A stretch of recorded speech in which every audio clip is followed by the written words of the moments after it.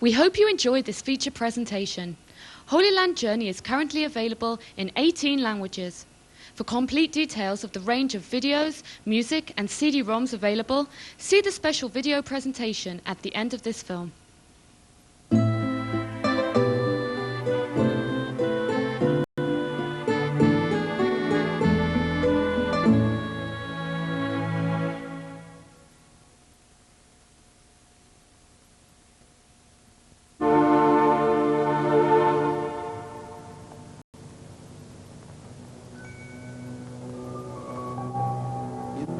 Au commencement, Dieu créa le ciel et la terre.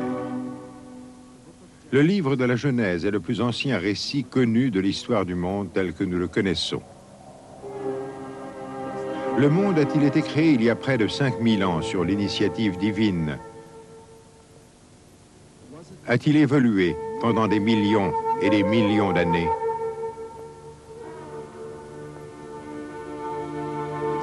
Est-ce là le site originel du jardin d'Éden, entre la vallée du Jourdain et Beth-Shan?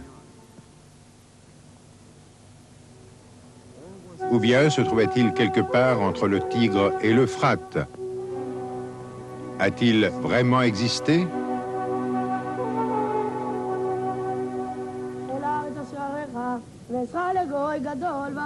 La Bible, incarnation unique de la vérité universelle, source des trois principales religions du monde, fut écrite ici, en cette terre sainte.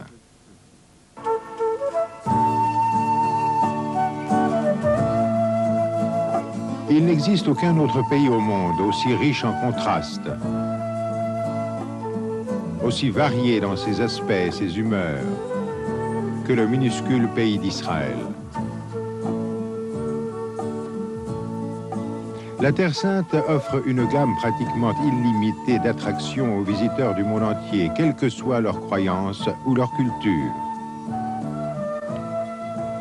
Vous contemplez ici la scène et les paysages, les endroits mêmes et le sol où furent conçus des idéaux éternels. Vous pouvez voir des monuments qui sont parmi les plus beaux de l'histoire. Ruines ravagées par le temps, forteresses magnifiques édifiées par des empereurs et des rois, routes et champs de bataille où se joua le sort de nations.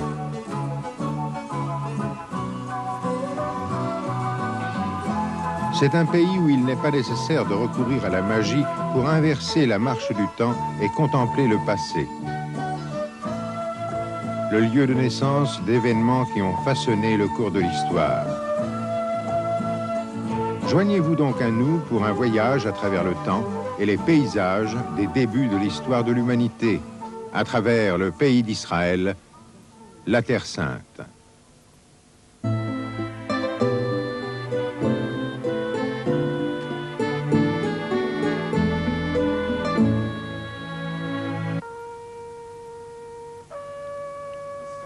Une famille solitaire s'installe près d'un puits. Abraham, son épouse Sarah et leur servante égyptienne Agar. Agar sera plus tard la mère du fils d'Abraham, Ismaël, l'ancêtre de la nation arabe. Le désert est l'habitat naturel des Bédouins. Leur vie nomade évoque la façon dont vécurent nos ancêtres Abraham, Isaac et Jacob il y a plus de 3000 ans. Fidèles à leurs antiques coutumes et traditions, les Bédouins vivent à quelques kilomètres à peine de la Beersheba du XXe siècle.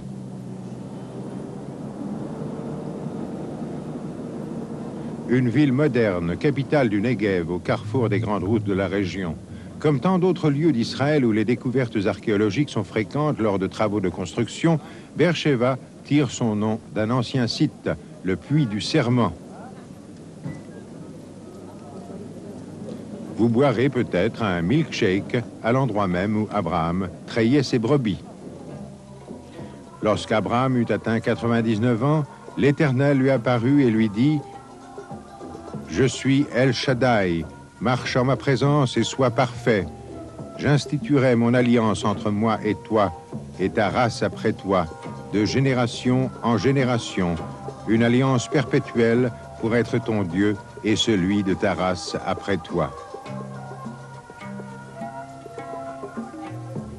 Abraham deviendra le père de deux grandes nations, le peuple juif et, à travers son fils Ismaël, le peuple arabe.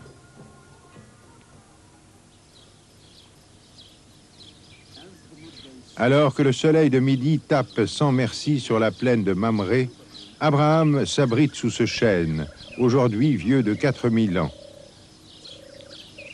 Soudain, trois hommes font leur apparition. Ce sont les messagers du Seigneur, envoyés prévenir Abraham et sa femme Sarah, déjà vieille, de la naissance du fils tant désiré, Isaac. Cette église byzantine commémore l'événement.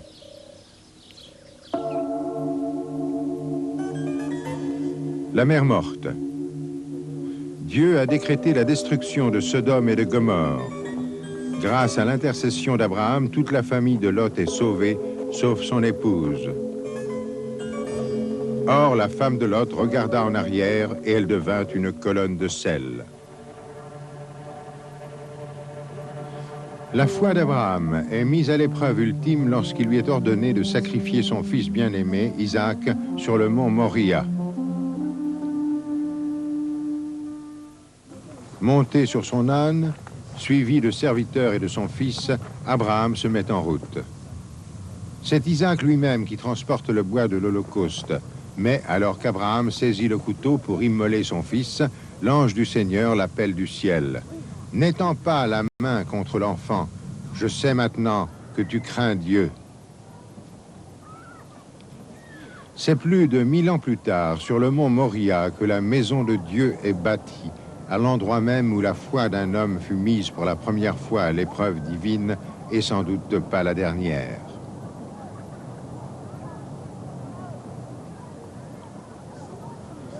Kiryat Arba se trouve au sud de Jérusalem. Kiryat Arba, dit aussi Hébron, est mentionné pour la première fois dans la Genèse. Ce sont là les nouveaux quartiers de la ville.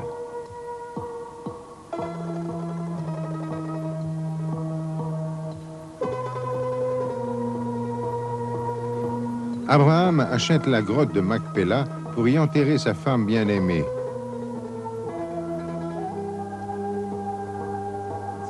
Cette concession funéraire deviendra le caveau familial des patriarches, Abraham et ses descendants, Isaac et Jacob, et leurs femmes.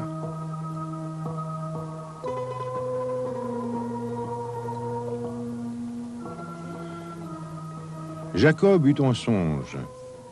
Voilà qu'une échelle était plantée en terre et que son sommet atteignait le ciel et des anges de Dieu y montaient et descendaient.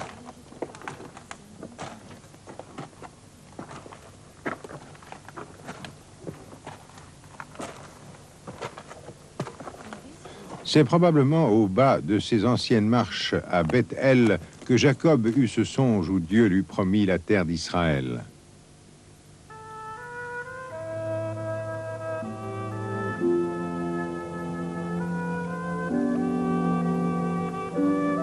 Quelques jours après cet événement mémorable, Jacob rencontre sa future femme Rachel devant un puits.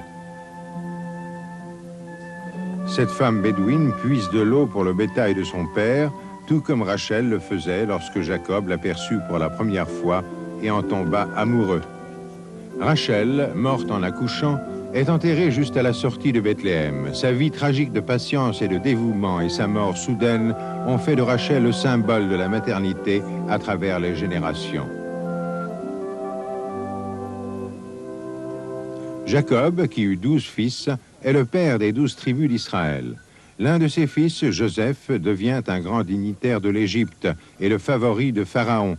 Lorsque les 7 ans de famine frappent la région, il invite son père et ses frères à le rejoindre en Égypte. Joseph est mort en Égypte.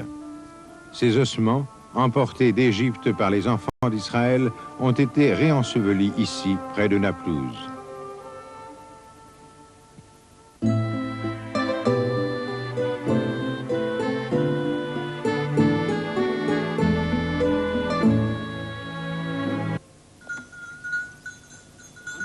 Des centaines d'années s'écoulent. En Égypte, Moïse, qui a été élevé par la fille du Pharaon, s'affirme comme le dirigeant de son peuple. Les enfants d'Israël ne sont plus libres. Opprimés par les Égyptiens, ils sont forcés de bâtir des villes entrepôts. Il faudra l'émergence d'un chef spirituel, de celui qui va introduire le monothéisme dans le monde pour les délivrer de leur servitude. Moïse mène les Israélites dans le désert du Sinaï, où ils vont errer pendant 40 ans, jusqu'à ce qu'ils deviennent une nation d'hommes libres. C'est ici, sur le mont Sinaï, en présence d'une assemblée de 600 000 hommes et femmes, que les 10 commandements furent donnés. Je suis l'Éternel, ton Dieu, qui t'a fait sortir du pays d'Égypte, de la maison de servitude. Observe le jour du sabbat pour le sanctifier. Honore ton père et ta mère. Mais l'Éternel, ton Dieu, te conduit vers un heureux pays, pays de torrents et de sources, d'eau qui sourdent de l'abîme dans les vallées comme dans les montagnes, pays de froment et d'orge, de vignes, de figuiers et de grenadiers, pays d'oliviers, d'huile et de miel.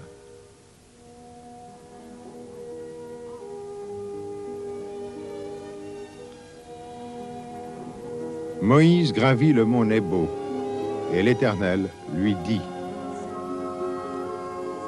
Voici le pays que j'ai promis par serment à Abraham, Isaac et Jacob.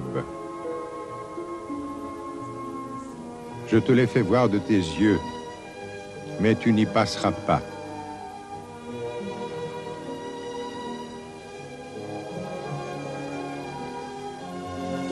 Ainsi mourut Moïse, sans avoir jamais foulé le sol de la terre promise, et il fut enterré à Moab, en Transjordanie.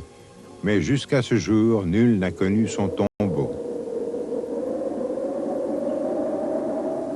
L'itinéraire des Israélites vers la terre promise les mène au Jourdain, un obstacle majeur qui doit être franchi. Moïse est mort, mais lorsque les prêtres qui portent l'arche d'alliance entrent dans le fleuve, les eaux se tarissent et les Israélites passent à pied sec, signe que l'Éternel est avec son peuple et avec son nouveau chef, Josué.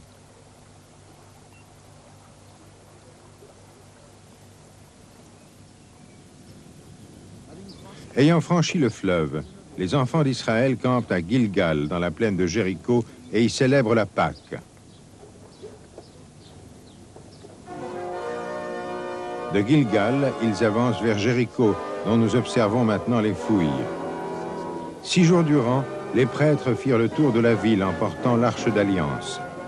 Au 7e jour, le son de la trompe retentit et le rempart de la ville s'écroula sur lui-même. Les rois cananéens se coalisent contre le puissant intrus et la bataille fait rage toute la journée entre la ville de Gabaon et la vallée d'Ayalon. Aujourd'hui, le monastère des frères trappistes, qui produisent leur propre vin de qualité, commande la scène où, il y a des milliers d'années, Josué prononça l'ordre « Soleil, arrête-toi sur Gabaon et toi, lune, sur la vallée d'Ayalon ».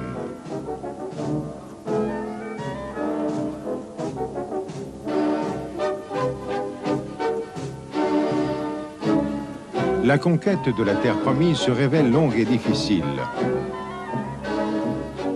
Voici la montagne d'Éphraïm qui domine la vallée de Jézréel, où Déborah, la prophétesse, jugeait Israël.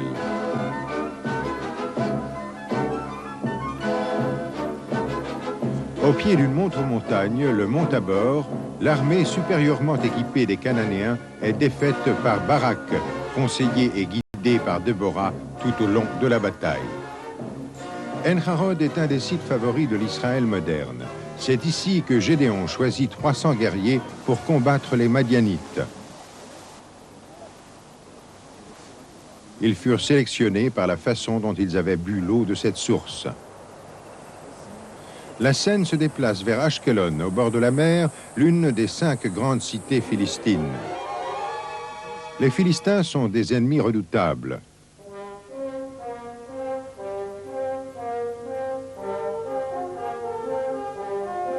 Un héros légendaire fait son apparition, Samson, homme d'une grande force, consacré à Dieu depuis le sein de sa mère. Samson va semer la terreur et la dévastation parmi les Philistins jusqu'au moment où il succombe aux artifices de Dalila, une courtisane philistine, à laquelle il révèle le secret de sa force. Les Philistins s'emparent de lui et lui crèvent les yeux. Mais dans ce merveilleux récit de puissance physique et spirituelle, il est rédimé par sa foi. Emprisonné dans le temple philistin, Samson renverse les 2 colonnes de soutènement. L'édifice s'écroule sur la foule. Et ceux qu'il fit périr en mourant furent plus nombreux que ceux qu'il avait fait périr pendant sa vie.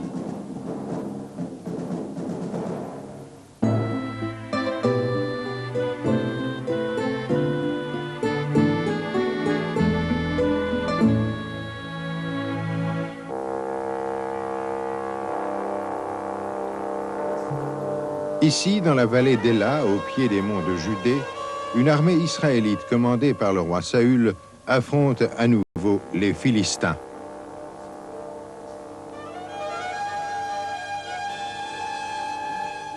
Ces antennes géantes qui font communiquer Israël avec le monde sont installées à l'endroit même où le terrifiant géant Goliath a défié l'armée israélite.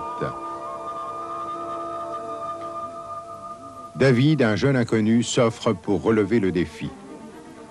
Se fiant aux apparences, Goliath raille le jeune adolescent qui a l'audace de se mesurer à lui. David mit la main dans son sac et en prit une pierre qu'il tira avec la fronde. Il atteignit le Philistin au front et il tomba la face contre terre. David, le plus jeune des 8 fils de Jessé, chargé des soins du troupeau de son père dans la paisible vallée de Juda, est choisi par Dieu pour devenir roi. La guerre menace à nouveau, cette fois sur les pentes du mont Gilboa, au-dessus de la vallée de Jezréel. Le roi Saül et ses fils sont tués dans la bataille. La maison de David succède à la maison de Saül et va régner pendant des centaines d'années. L'une des premières actions de David après son sacre est la conquête de Jérusalem, la ville des Jébuséens. David s'installa dans la forteresse et l'appela Cité de David. Après l'établissement de sa nouvelle capitale, David y amène l'arche d'alliance qui se trouvait à Juda. Son fils, le roi Salomon, fait bâtir une maison au nom de l'Éternel son Dieu, le premier temple qui se maintiendra pendant 1000 ans. Depuis, Jérusalem est le symbole suprême de gloire et de puissance royale pour tout juif du monde. Une ville où les hauts faits du passé se mêlent aux derniers jours de la fin des temps, lorsque les peuples forgeront des socs de leurs épées et ne lèveront plus l'épée l'un contre l'autre. 3000 ans durant, depuis l'entrée de David dans sa citadelle pour établir son royaume, et jusqu'à ce jour, elle fut et restera à tout jamais la Jérusalem d'or.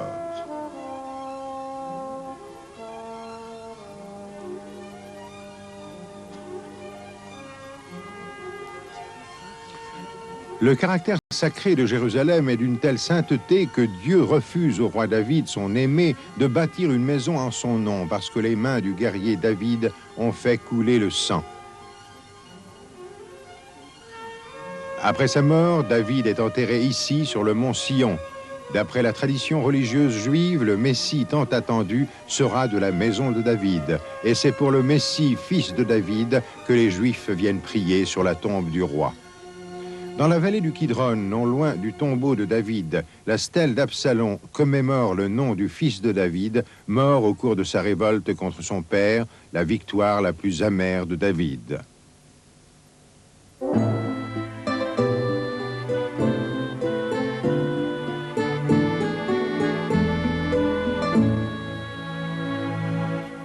Dès son instauration sur le trône, le roi Salomon entreprend la construction de la maison de Dieu qui doit abriter l'Arche d'Alliance. Sa puissance s'étend maintenant au loin. Salomon profite de son contrôle du port de Jaffa pour faire venir les matières les plus précieuses existant alors dans le monde.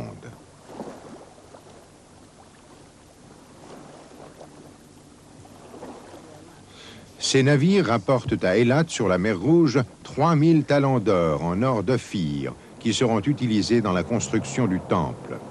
Aujourd'hui, Eilat est une station balnéaire renommée dans le monde entier. Dans l'Antiquité, c'était la porte de Salomon vers l'Orient. C'est ici que la reine de Saba, arrivée avec une suite nombreuse, est venue examiner par elle-même la renommée de sagesse du plus intelligent des hommes.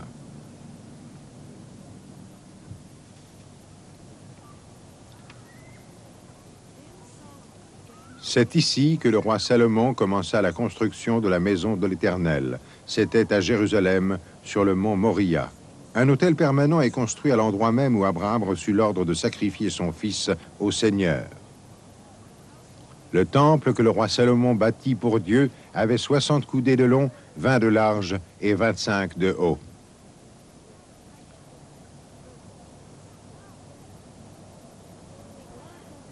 Il aménagea un débir dans le temple, à l'intérieur, pour y placer l'arche de l'alliance de l'Éternel. Et il le revêtit d'or fin. Il fit un autel devant le débir, et il le revêtit d'or. Alors fut achevé tout le travail que fit le roi Salomon pour le temple de l'Éternel. Alors Salomon convoqua les anciens d'Israël à Jérusalem, tous les chefs des tribus, et les prêtres apportèrent l'arche de l'alliance de Dieu à sa place, au débir du temple, c'est-à-dire au sein des saints. Ayant achevé l'œuvre sainte de construction du temple, Salomon consacre sa richesse et son attention à d'autres grands travaux. Il fait bâtir 3 piscines dans les jardins royaux au voisinage de Bethléem pour recueillir la précieuse eau de pluie à l'intention des habitants de Jérusalem. La ville de Megiddo, d'une importance essentielle pour la défense du royaume, est puissamment fortifiée. Et des étables et des palais y sont construits sur l'ordre du roi.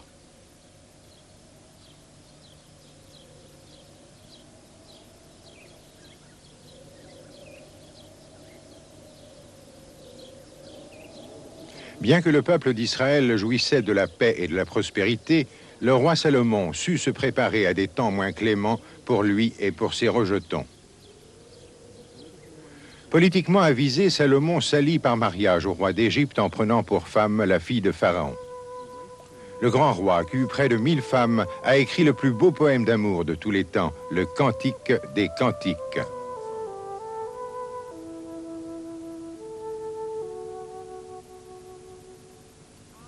Je suis le narcisse de Saron, le lys des vallées.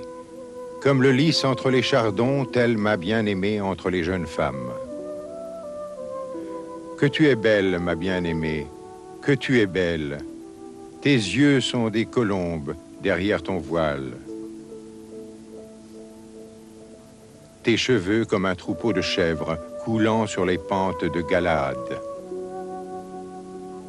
Je vous en conjure, filles de Jérusalem, n'éveillez pas, ne réveillez pas mon amour avant l'heure de son bon plaisir. Que ton amour a de charme, ma sœur, ma fiancée, que ton amour est délicieux, plus que le vin. Tes lèvres, ma fiancée, distillent le miel vierge. Le miel et le lait sont sous ta langue. Tes 2 seins ressemblent à 2 faons, jumeaux d'une gazelle. Ton cou, une tour d'ivoire. Tu es belle, mon ami, comme Tirsa, charmante comme Jérusalem, redoutable comme des bataillons.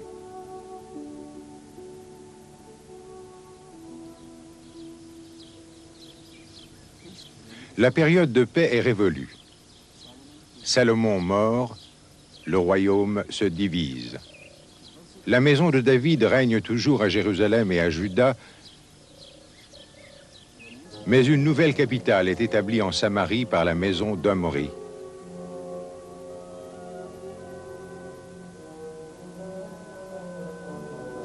Son fils, le roi Achab, fortifie et embellit la ville, y construit des temples et des autels consacrés au culte de dieux étrangers.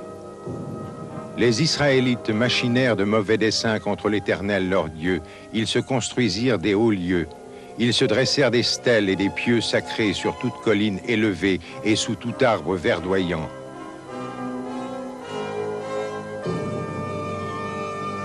On peut encore voir ces figures à Megiddo et dans la région de Banias.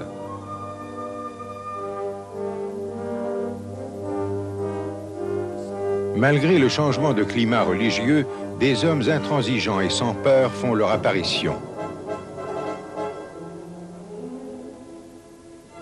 Les prophètes Élie, Jérémie et Isaïe. Ils préviennent le peuple qu'il sera châtié pour ses iniquités. Le prophète Isaïe se tient aux portes de la ville. Il a eu une vision de l'avenir lointain, une vision apocalyptique au sujet de Jérusalem. Mais aussi de rédemption, lorsque le Messie franchira cette porte creusée dans la muraille. Graduellement, les deux royaumes vont s'affaiblissant. De nouveaux conquérants viennent accomplir les plus terribles des prophéties. La destruction du royaume d'Israël et l'exil en Assyrie des 10 tribus.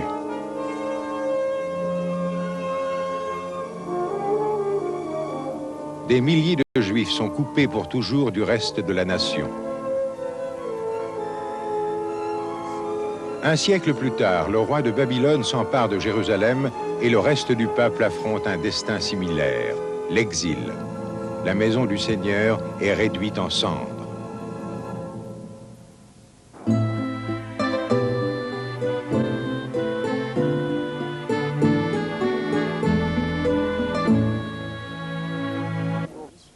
Le roi Sédécias s'est caché dans cette grotte dans une vaine tentative de fuir Jérusalem assiégée. Devant la ville incendiée, les enfants d'Israël se sont lamentés sur leur sort. Aujourd'hui, ils pleurent la destruction du temple devant son dernier vestige, le mur occidental. Autrefois, dans leur exil assyrien au bord des fleuves de Babylone, ils étaient assis et pleuraient, se souvenant de Sion et priant pour Jérusalem. Le prophète Ézéchiel fait part de sa vision à la maison d'Israël. Il ne sait pas quel sera le réconfort de son peuple pendant des millénaires. La main du Seigneur fut sur moi, et il m'emmena par l'Esprit du Seigneur, et il me déposa au milieu de la vallée, une vallée pleine d'ossements. Il me dit, « Fils d'homme, ces ossements vivront-ils » Seigneur Dieu, tu le sais. Tu leur diras, « Ossements desséchés, écoutez la parole du Seigneur. Voici que je vais faire entrer en vous l'esprit et vous vivrez. Je mettrai sur vous des nerfs, je ferai pousser sur vous de la chair, je tendrai sur vous de la peau et je vous donnerai un esprit et vous vivrez et vous saurez que je suis le Seigneur. »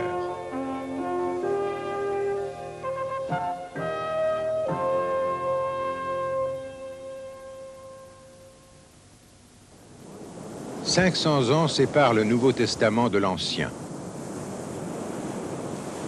Durant cette période, d'importants changements sont intervenus dans toute la Méditerranée. Une nouvelle puissance a établi son pouvoir sur la région, ce sont les Séleucides. Les enfants d'Israël ont réintégré leur patrie. L'exil de Babylone a pris fin. De fait, Babylone n'existe plus. C'est Cyrus, le roi de Perse, qui leur a donné la permission de retourner à Sion. Aux alentours de Jérusalem, près de Modi'in, les Maccabées, une famille de patriotes juifs, sont sur le point d'engager le combat avec les légions grecques. Le choc entre les deux cultures est inévitable. Les Grecs ont provoqué la rébellion en voulant imposer aux Juifs un culte païen. Les Maccabées réussissent à mettre en déroute l'occupant étranger et la royauté est de nouveau établie en Israël, incarnée par la dynastie des Asmonéens. Césarée sur le littoral méditerranéen, l'Empire romain est au sommet de sa gloire et de sa puissance. Juda ne peut espérer maintenir son indépendance devant la machine de guerre romaine. Césarée devient le quartier général des légions romaines envoyées pour réprimer l'insurrection des Juifs contre le nouvel occupant. Les Romains construisent un amphithéâtre dans la ville, quelque chose d'étranger à la culture juive, et aussi un long aqueduc pour apporter l'eau des sources de montagne à cette importante ville portuaire. Le roi Hérode fut l'un des plus grands bâtisseurs de tous les temps. Hérodion, du nom d'Hérode, est un palais-forteresse construit sur une colline artificielle en forme de cône.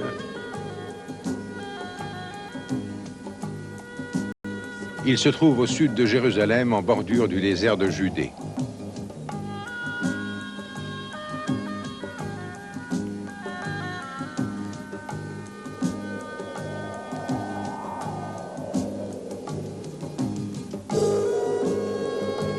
Hérode a été nommé roi par les Romains. Bien qu'il soit marié à une descendante des Maccabées, les Juifs ne le considèrent pas comme leur souverain légitime. Le mécontentement se répand et la révolte éclate en Galilée. Le roi impitoyable lance les troupes romaines contre les insurgés. Cette montagne, le mont Arbel, fut témoin du cruel affrontement où les soldats armés de longs crochets ont extirpé les rebelles de ces grottes pour les précipiter du haut de la falaise. Hérode, craignant pour sa vie, s'attache à fortifier les magnifiques palais qu'il fait construire à travers le pays pour son plaisir et sa protection. Dans une tentative de plaire à ses sujets mécontents, le maître architecte fait rebâtir le temple de Jérusalem. Il ne reste aujourd'hui que le mur occidental de cette immense bâtisse, la deuxième maison du Seigneur. Les énormes pierres et la façon dont elles furent amenées et disposées pour soutenir le bâtiment étonnent encore les bâtisseurs modernes.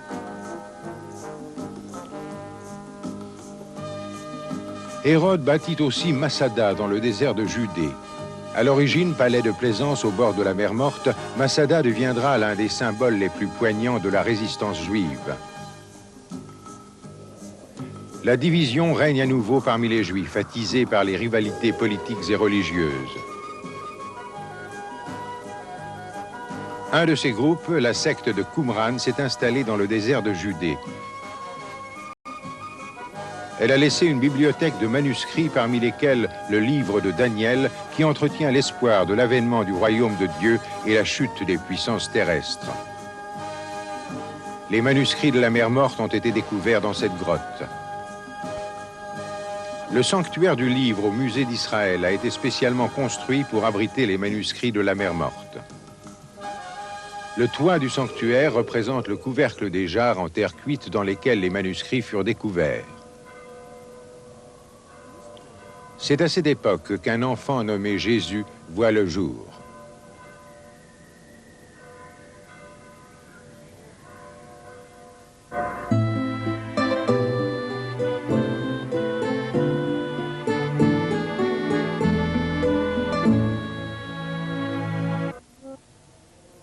Dans ces lieux, on peut littéralement marcher sur le sol foulé par le Fils de l'homme il y a quelques 2000 ans.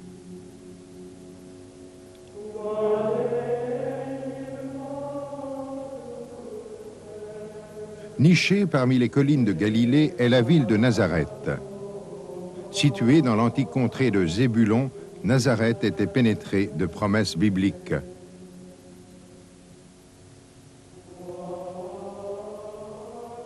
Comme l'avait annoncé le prophète Isaïe. Toutefois, l'accablement ne persistera pas là où est maintenant la détresse, car le joug qui pesait sur lui, tu l'as brisé comme au jour de Madian. C'est qu'un enfant nous est né, un fils nous est accordé, la souveraineté repose sur son épaule et on l'a appelé Prince de la paix.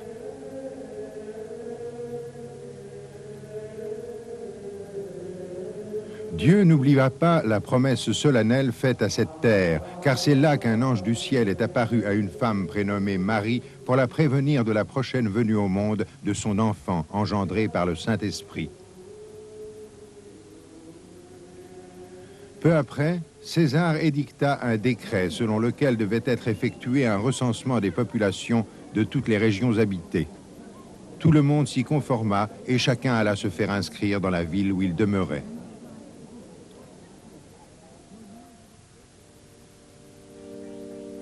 Puis Joseph se rendit à Bethléem, sa ville natale, accompagné de sa femme Marie, qui était sur le point de donner naissance à son enfant.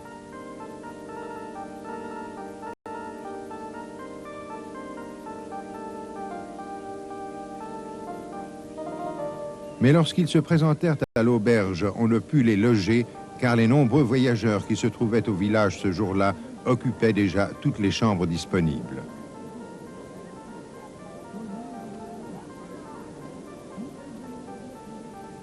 La route était longue depuis la Galilée et le voyage avait été particulièrement éprouvant.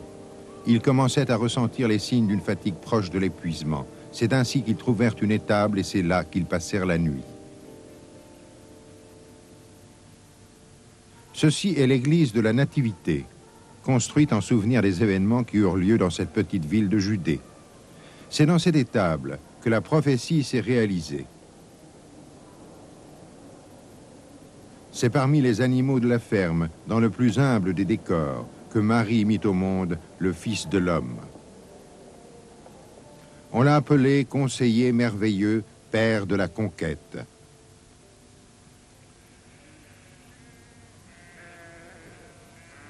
Aux abords de Bethléem, les bergers gardaient leurs troupeaux. Soudain, un ange du Seigneur leur apparut et s'adressa à eux en ces termes. « Ne craignez point, car je vous annonce une bonne nouvelle qui sera pour tout le peuple le sujet d'une grande joie. C'est qu'aujourd'hui, dans la ville de David, il vous est né un sauveur qui est le Christ, le Seigneur. » Puis, aussi subitement qu'il s'était manifesté, l'ange disparut. Dominant la ville, s'élevait haut dans le ciel l'Hérodion, l'immense palais d'Hérode le Grand. Des vestiges de cette construction sont toujours visibles actuellement au sommet de cette colline, devant laquelle sont probablement passés les bergers en se rendant à la paisible étable de Bethléem. Quelques semaines s'écoulèrent avant que Joseph et Marie n'emmenèrent leur enfant à Jérusalem pour le consacrer au temple. Ces fouilles archéologiques effectuées récemment aux environs de la colline du Temple constituent l'une des meilleures illustrations de la vie à l'époque de Jésus. Ceci est un escalier relativement bien préservé qui mène à l'entrée du Temple et qui aurait pu être emprunté par Marie et Joseph lorsqu'ils y vinrent avec leur fils. Avant de pouvoir pénétrer dans le temple, Marie devait d'abord s'immerger dans les eaux froides du bain rituel afin de se purifier, conformément aux exigences de la tradition juive.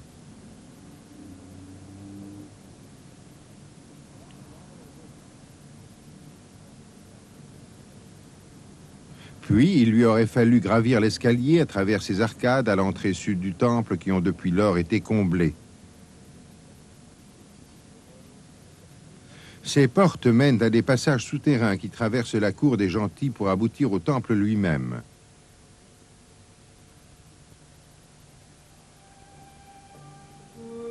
Lorsque Joseph et Marie s'avancèrent à l'intérieur du temple, ils y trouvèrent deux Juifs âgés en prière. Aujourd'hui, on peut toujours voir des fidèles se recueillir ici même, au mur de l'Ouest, aussi connu sous le nom de mur des Lamentations. En l'an 70 après Jésus-Christ, le temple d'Hérode fut entièrement détruit par les Romains et seul en subsiste ce mur, à la place même qu'il occupait à l'époque de Jésus. Il y avait au temple un juif des plus pieux du nom de Simon, ainsi qu'une prophétesse prénommée Anna. Lorsque Joseph et Marie apparurent avec leur fils, Simon et Anna surent immédiatement qu'ils se trouvaient en présence de ce Messie dont ils espéraient si ardemment la venue, et ils en louèrent et glorifièrent Dieu. Les évangiles du Nouveau Testament ne fournissent pratiquement aucun renseignement sur l'enfance de Jésus, ni sur l'existence de ses frères et sœurs. Il est néanmoins universellement connu que Joseph et Marie élevèrent Jésus en observant scrupuleusement les lois de la Bible. Leur foyer ne comportait, à notre connaissance, que très peu d'objets, dont tous étaient d'une très grande simplicité. Il est certain qu'on n'y aurait trouvé aucune décoration d'or ou d'argent. La maison en elle-même était une rudimentaire bâtisse faite d'argile, de paille et de bois. C'est dans cette humble demeure que vivait un jeune enfant qui était destiné quelques années plus tard à porter sur ses frêles épaules tous les péchés de l'humanité.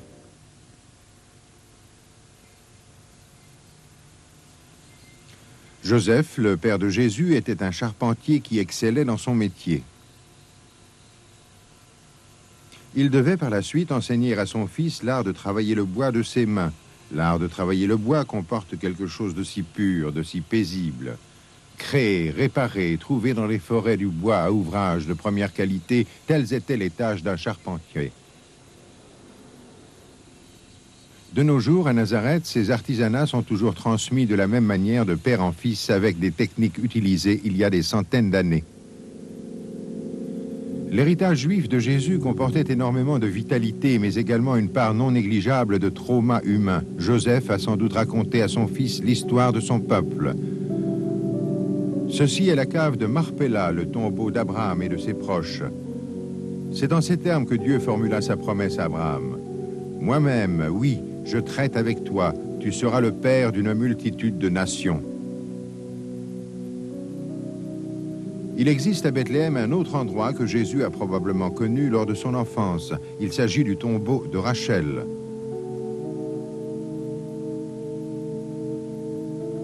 L'amour qu'éprouva Jacob pour Rachel était si intense qu'il accepta de patienter 7 ans avant qu'il lui soit permis de la prendre pour femme.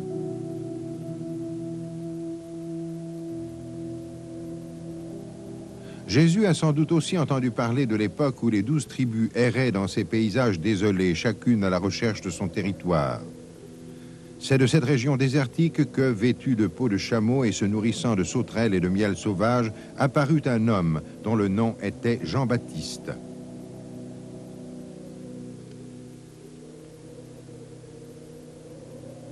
Dans ces collines, Jean prêcha aux foules un baptême de repentir pour l'absolution des péchés.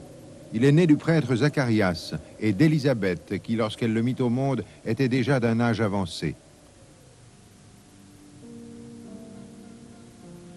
Jean grandit dans les collines de Judée, aux abords de Jérusalem, dans le pittoresque village d'En-Karem, où l'on peut trouver aujourd'hui de nombreuses églises ainsi que des centres de retraite qui offrent à tous ceux qui le désirent un lieu de repos et d'isolement.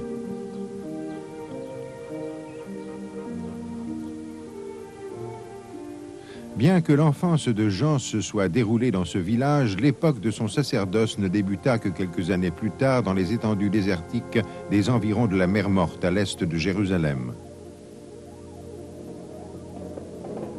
Hérode le Grand fit ériger au sommet de cette montagne une gigantesque forteresse qu'on appelle Massada, autrement dit citadelle. Il existait à l'époque de Jésus un certain nombre de communautés situées à proximité des eaux salées de la mer Morte. Dans l'une de ces communautés, à Qumran, était une secte juive des plus particulières qui vivait sur cet immense rocher.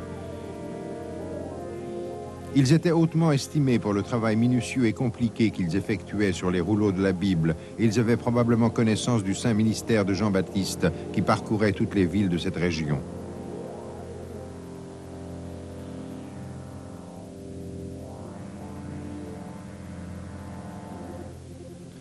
De Jean, le prophète Isaïe a dit « C'est ici la voix de celui qui crie dans le désert, préparez le chemin du Seigneur, aplanissez ses sentiers. » Chaque fois qu'il se trouvait à proximité d'un point d'eau, Jean ne manquait jamais de baptiser tous ceux qui désiraient vraiment et honnêtement se repentir. Et c'est au fleuve du Jourdain que Jésus vint un jour se faire baptiser par Jean.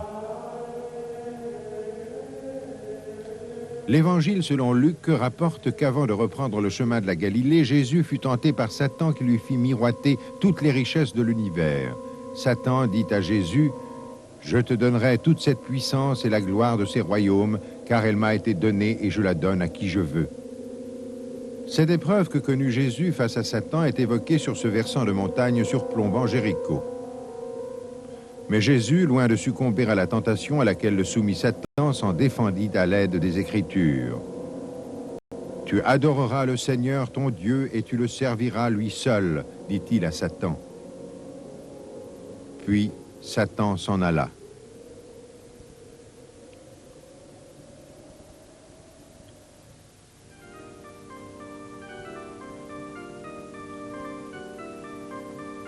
Peu après, à Cana, en Galilée, eut lieu une noce à laquelle avaient été conviés Jésus et ses disciples. Marie, la mère de Jésus, qui avait pris part aux préparatifs du mariage, s'y trouvait également.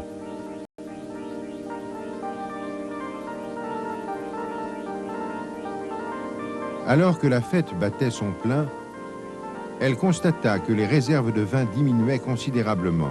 Jésus pria alors les serviteurs de remplir d'eau les grandes jarres d'argile.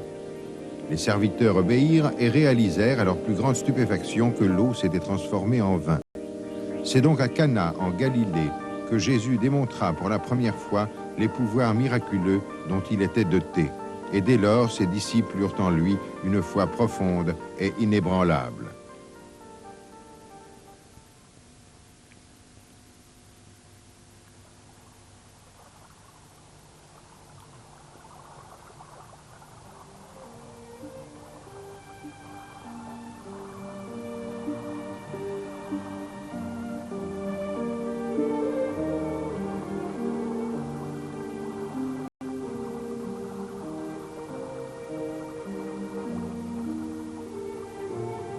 Le jeune rabbin de Nazareth abordait à présent une nouvelle phase de son sacerdoce.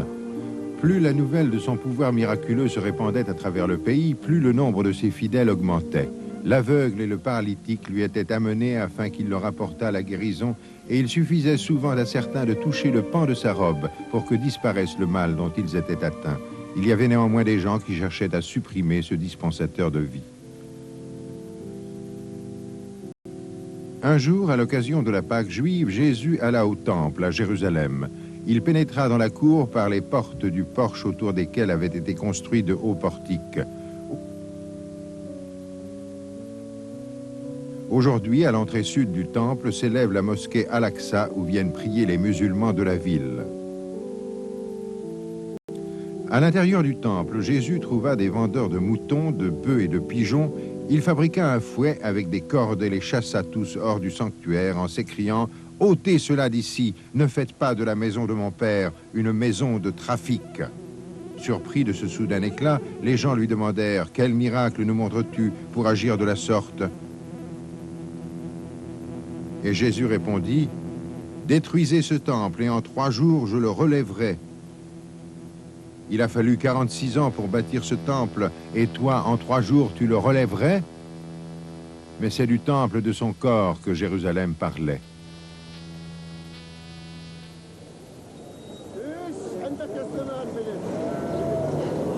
Peu de temps après, Jésus se rendit à l'endroit où les moutons et autres animaux étaient lavés et vendus près des piscines de Bethsaïda.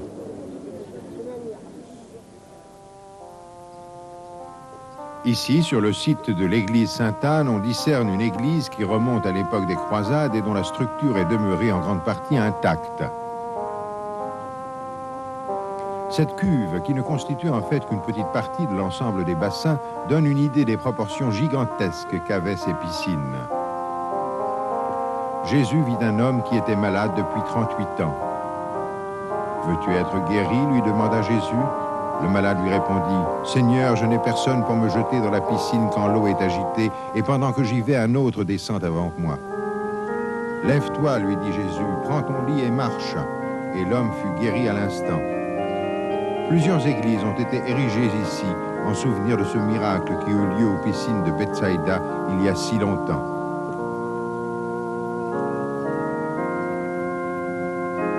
L'église Sainte-Anne se trouve aujourd'hui sur l'emplacement précis des piscines. Elle est consacrée à Marie, la mère de Jésus, qui aurait grandi dans cette partie de la cité. Après avoir quitté Jérusalem, Jésus partit avec ses disciples pour les terres incultes de Judée, où des centaines de gens se rendirent auprès d'eux.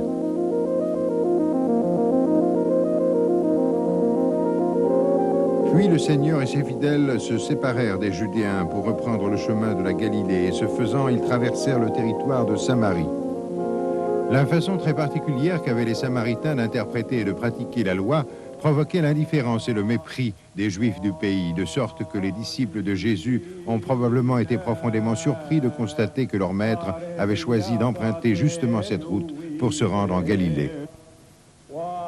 Quelques centaines de Samaritains qui continuent à observer les coutumes traditionnelles du passé vivent toujours dans cette même région à l'heure actuelle. Au bas du mont Grisim, la montagne sacrée des Samaritains, est un vieux puits qui pourrait fort bien être celui où Jésus rencontra la femme samaritaine. Jésus lui dit « Quiconque boit de cette eau aura encore soif, mais celui qui boira de l'eau que je lui donnerai n'aura jamais soif. »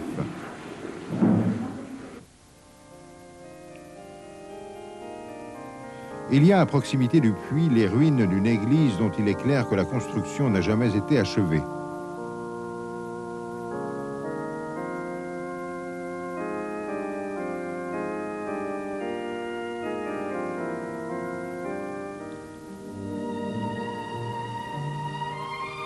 Jésus demeura à Nazareth pendant quelque temps et alla ensuite s'installer dans le village de Capharnaüm, un vestige d'une petite communauté de pêcheurs fondée là quelques années avant Jésus-Christ.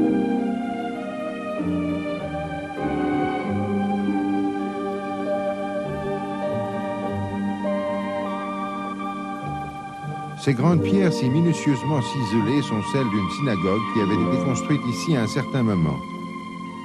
Les habitants de Capharnaüm étaient des gens travailleurs qui fabriquaient essentiellement des meules de moulins. À plusieurs reprises au cours de son sacerdoce, Jésus s'est servi de l'image d'une meule à moulin. Ainsi dit-il un jour, « Mais si quelqu'un scandalisait un de ces petits qui croient en moi, il vaudrait mieux pour lui qu'on suspendît à son cou une meule de moulin et qu'on le jetât au fond de la mer. » Jésus et ses fidèles quittaient souvent le village pour enseigner la parole de Dieu et apporter le réconfort à tous ceux qu'ils rencontraient. Mais ils rentraient toujours à Capharnaüm, où ils logeaient chez la belle-mère de Pierre. Longeant la côte, Jésus allait de ville en ville. Il s'entretenait avec les gens du peuple ainsi qu'avec les simples pêcheurs. Heureux les débonnaires, disait-il à ses disciples, car ils hériteront de la terre. Heureux ceux qui procurent la paix, car ils seront appelés fils de Dieu. Heureux ceux qui ont faim et soif de justice, car ils seront rassasiés. Mais bien avant qu'il se mît à prêcher, lorsqu'il était enfant, Jésus vécut à Nazareth. Il connaissait par conséquent beaucoup mieux toute la région de la vallée de Jezreel que celle de la mer de Galilée. Jésus n'ignorait pas non plus la signification de l'étendue qu'on appelle les plaines de Megiddo ou d'Armageddon.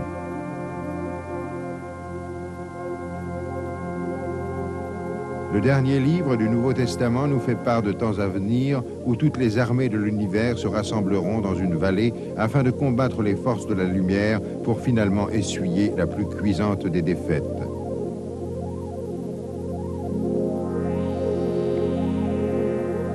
Jésus et ses disciples traversèrent maintes fois cette vallée en empruntant une route qui longe la base de cette gigantesque colline plus connue sous le nom de Mont Tabor. À l'époque de Jésus, une ville relativement importante y était perchée tout au sommet. Aujourd'hui, il s'y trouve une église qui évoque la transfiguration. Et c'est probablement parce que cette montagne se dresse isolée au beau milieu de la plaine qu'elle est devenue par la suite le lieu traditionnel de la commémoration de la transfiguration.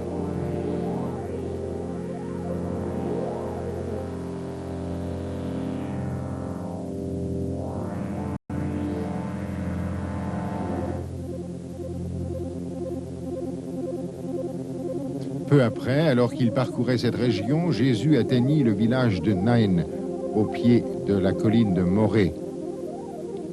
Le Nouveau Testament parle d'un miracle qu'accomplit Jésus dans cette petite ville. Il ramena à la vie le fils d'une veuve. Les habitants de Naïn en conçurent une telle crainte et un tel respect qu'ils glorifièrent Jésus en déclarant « Un grand prophète apparut parmi nous et Dieu a visité son peuple ». Car ils n'avaient pas oublié comment, des années auparavant, le prophète Élisha était venu dans la ville de Shémen, non loin de là où il avait rendu la vie à un jeune garçon.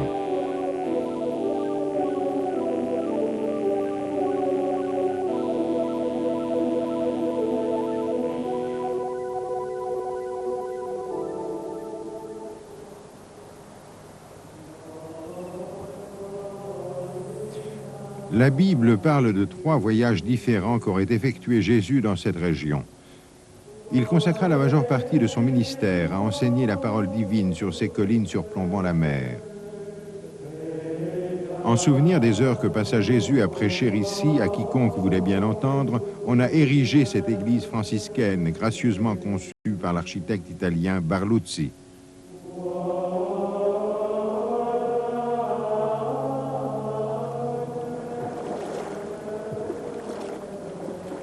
Il existe plusieurs autres chapelles ainsi que des lieux de retraite construits sur les côtes de la mer de Galilée pour commémorer les divers éléments qui se sont produits à l'époque de Jésus. Cette chapelle de Tapra, par exemple, a été édifiée en souvenir du prodigieux repas des 5000.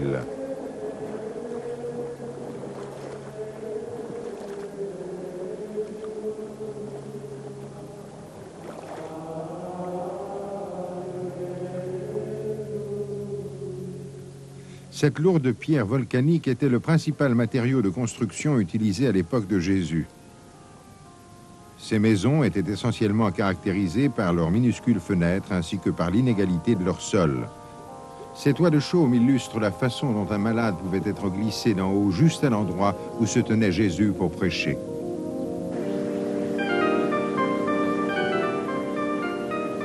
La Galilée est une région très fertile où l'eau abonde et où les fermiers font paître leurs troupeaux depuis des centaines d'années.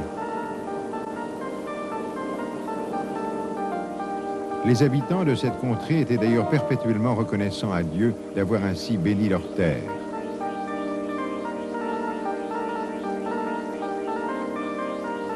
À l'époque où, accompagné de ses fidèles, Jésus sillonnait ces étendues, il y avait un certain nombre de synagogues disséminées dans cette partie du pays. Celle-ci, à Gamla, existe depuis près de 2000 ans. Jésus venait souvent prêcher dans ces centres d'enseignement juif. Si cette synagogue de Capharnaüm a été construite après la mort de Jésus, elle n'en constitue pas moins une remarquable illustration du style et des techniques de construction pratiquées dans cette région.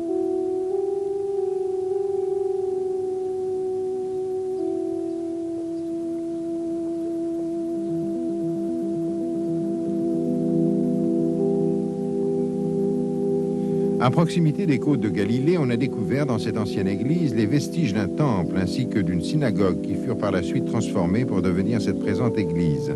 On peut une fois de plus admirer le soin et la minutie avec lesquels on construisait les toutes premières églises.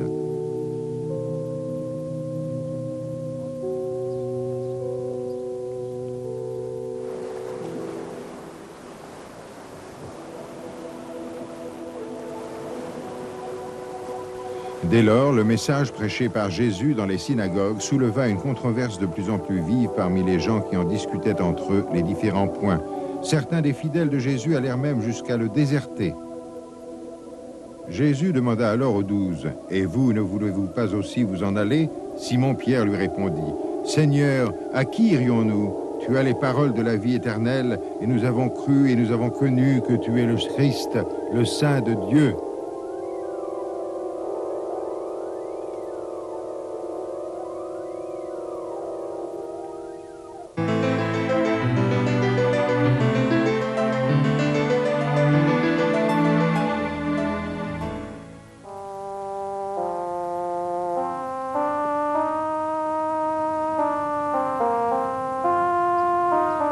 La rosée scintillait encore sur le sol humide que déjà la gloire d'un jour nouveau pointait à travers les cimes aux abords de Jérusalem.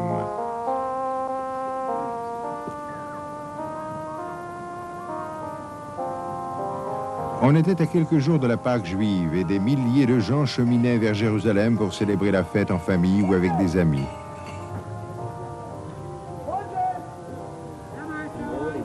Jésus le Nazaréen était lui aussi en route pour la grande ville. Partout, on s'empressait d'achever les préparatifs de la fête.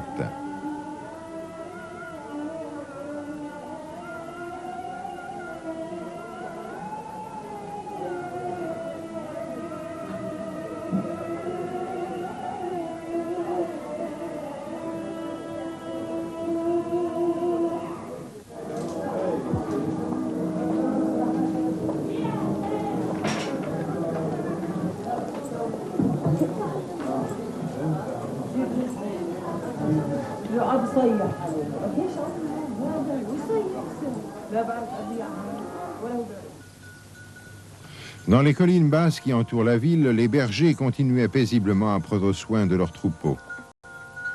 Bientôt allaient être sélectionnés les plus beaux moutons ou, dans les cours du temple, ils seraient vendus afin d'être sacrifiés par la suite.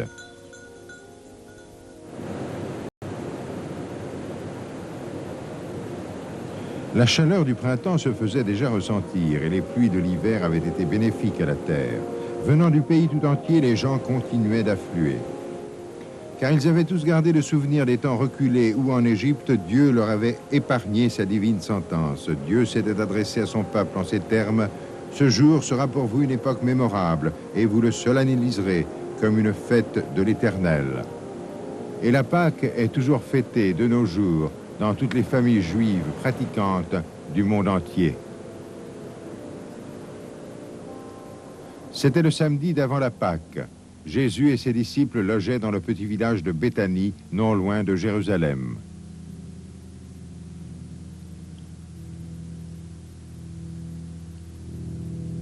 À Béthanie, Jésus demeura vraisemblablement chez Simon le lépreux. Les habitants du petit village avaient tous eu connaissance de la présence parmi eux de Jésus, et nul n'ignorait ses merveilleux dons de guérisseur.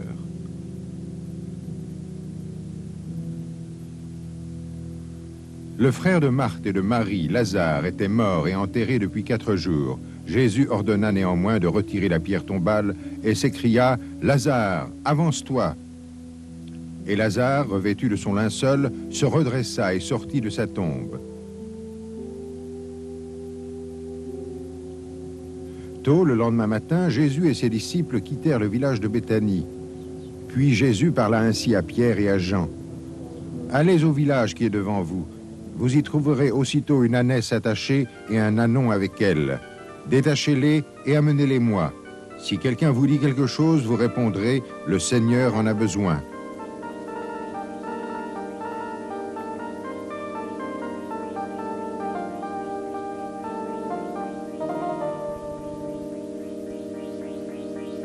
Les disciples firent ce que Jésus leur avait ordonné et ils pénétrèrent dans un village qui ne devait pas être différent de ce village arabe de Silouane où les anciennes traditions sont demeurées pour la majeure partie inchangées. À cheval sur son âne, Jésus descendit du mont des Oliviers vers Jérusalem, qu'il pouvait voir s'étendre devant lui.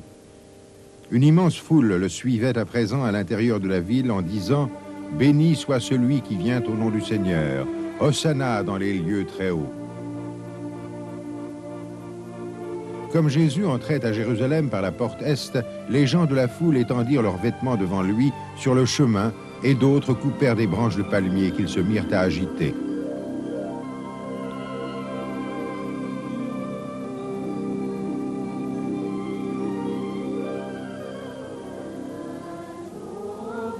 Aujourd'hui, à l'approche de Pâques, on vient des quatre coins du monde pour suivre ce même chemin emprunté par Jésus il y a près de 2000 ans. Il dut sans aucun doute ressentir une infinie solitude alors qu'il cheminait ainsi dans Jérusalem, car il n'était aucun homme au monde qui connût la souffrance qu'il lui faudrait bientôt endurer. Mais il semblerait malgré tout que les masses le voyaient comme un instrument politique susceptible de les débarrasser de l'autorité souveraine de Rome.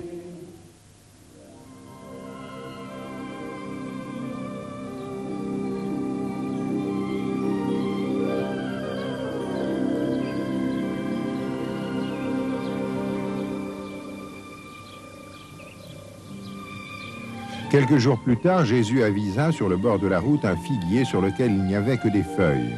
« Que jamais personne ne mange de ton fruit, dit-il, et l'arbre se dessécha aussitôt. » Lorsque ses disciples s'étonnèrent de la rapidité avec laquelle l'arbre s'était desséché, Jésus leur répondit « Ayez foi en Dieu. Si quelqu'un dit à cette montagne, ôte-toi de là et jette-toi dans la mer, il le verra s'accomplir. »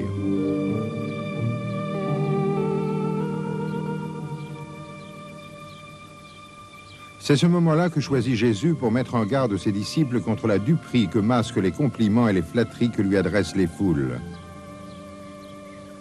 Ses pieds foulant le sol du mont des Oliviers, le regard tourné vers Jérusalem, Jésus pleura et dit « Si toi aussi tu connaissais les choses qui appartiennent à ta paix, mais maintenant elles sont cachées à tes yeux. »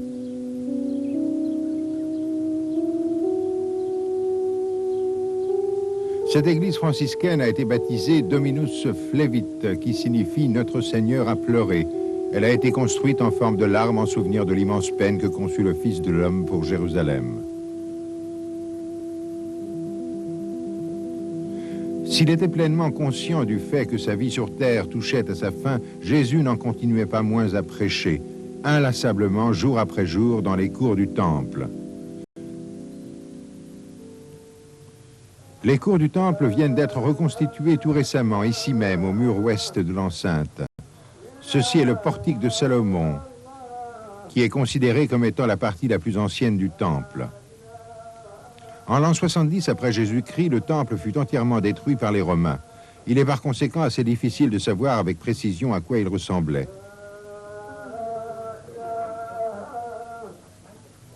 Il se tenait vraisemblablement légèrement plus haut que ce lieu de culte islamique appelé le Dôme du Rocher qui fut érigé il y a plus d'un millénaire et qui constitue un lieu saint pour le monde islamique tout entier.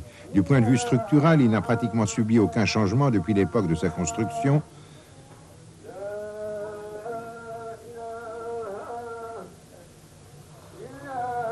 Ces inscriptions, gravées sur verre et sur albâtre, sont des versets du Coran qui est le livre saint de la foi islamique. Pendant tout le temps que durait la Pâque, le mont du Temple grouillait de monde. Des mendiants s'appuyaient au mur, les marchands faisaient du troc avec leurs clients, les échangeurs faisaient teinter leur monnaie sur leur comptoir. Tout cela avait pour cadre l'emplacement sur lequel cette mosquée a été édifiée par la suite.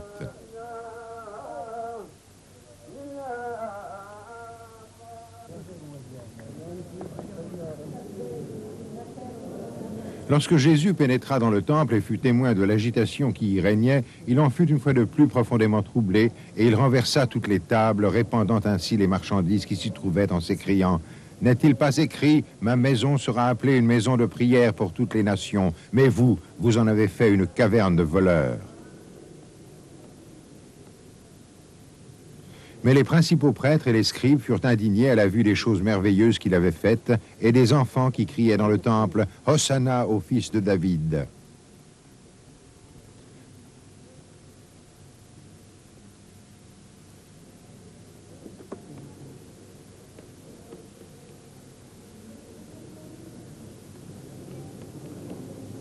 Puis l'aveugle et le paralytique vinrent à Jérusalem dans le temple et il leur apporta la guérison. Comme Jésus s'en allait au sortir du temple, ses disciples s'approchèrent pour lui montrer les diverses constructions du temple. Mais il leur répondit, « Voyez-vous tout cela? Je vous le dis en vérité, il ne restera pas ici pierre sur pierre qui ne soit renversée. »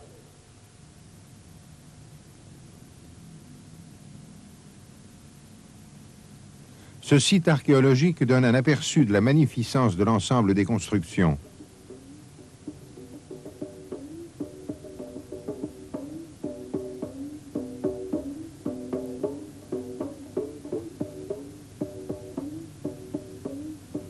Jésus avait coutume d'emprunter ce passage, qui est la vallée de Kidron, pour se rendre dans des villes comme Béthanie, située de l'autre côté de la gorge. Pendant des millénaires, cette vallée fut le site d'innombrables monuments funéraires. Cet édifice en forme de cône est connu sous le nom des piliers d'Absalon. Il dénote, du point de vue structural, une influence notable de l'architecture grecque de cette époque.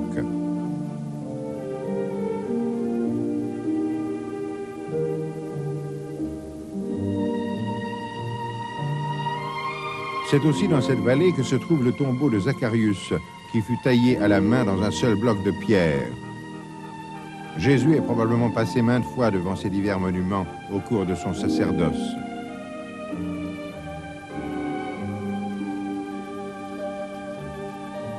C'est ici, sur le mont des Oliviers, que ses disciples prirent Jésus à part pour lui demander quel serait le signe de son avènement et de la fin du monde.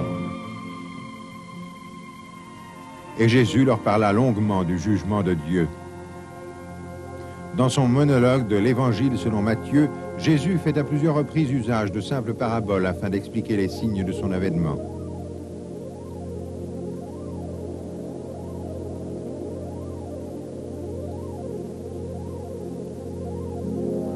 Des moissonneurs, à l'image de ceux dont parle Jésus, travaillent toujours dans les champs, de même que les bergers qui séparent les moutons des chèvres.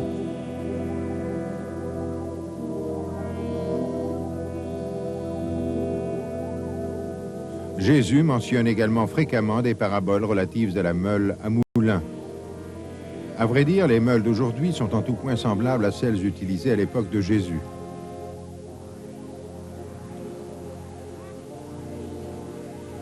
Jean-Baptiste usa tout aussi souvent de simples paraboles pour illustrer le futur jugement de Dieu.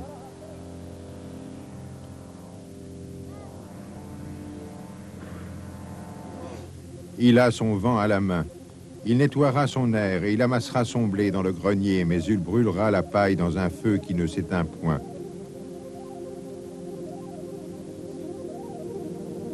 Les anciens du peuple, ainsi que tous les membres du conseil, s'étaient rassemblés dans la cour du palais du grand-prêtre et ils s'appliquaient à élaborer un plan susceptible d'aboutir à l'arrestation de Jésus, car ils ne pouvaient tolérer plus longtemps la présence et les enseignements de ce jeune maître de Galilée. Quelques heures plus tard, un seul baiser suffit pour que le Fils de l'homme fût trahi à jamais.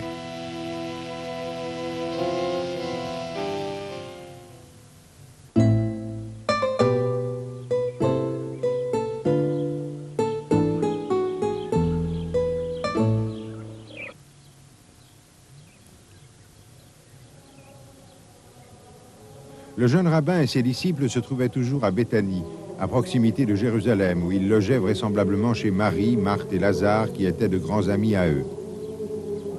C'est de là qu'il partit pour Jérusalem, et cela devait être la dernière fois que Jésus voyait ses fidèles adeptes de Béthanie. De nombreux croyants évoquent aujourd'hui ces tout derniers instants que passa Jésus avec ses amis en tant que maître et messie.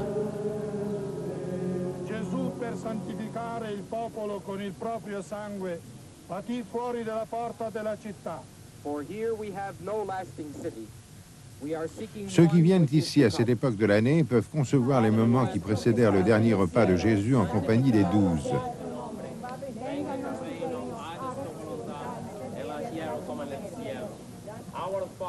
Il demanda donc à Pierre et à Jean d'aller préparer le repas et leur dit « Allez à la ville, vous rencontrerez un homme portant une cruche d'eau. Suivez-le. Quelque part qu'il entre, dites au maître de la maison, le maître dit « Où est le lieu où je mangerai la Pâque avec mes disciples ?»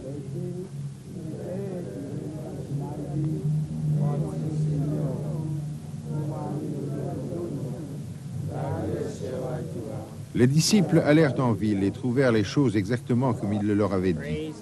Have mercy on your children. Send forth your spirit, O Lord Jesus. Glory and worship. Hallelujah.